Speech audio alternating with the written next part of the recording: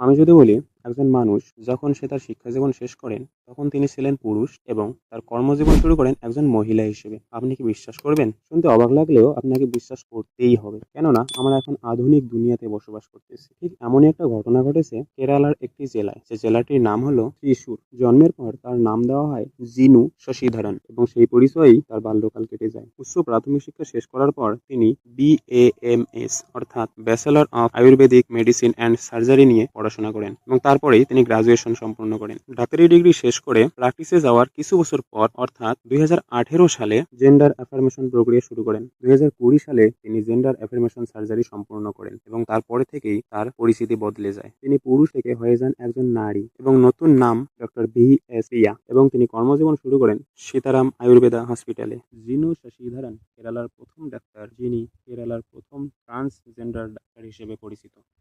কি বিশ্বাস হলো তো? ধন্যবাদ।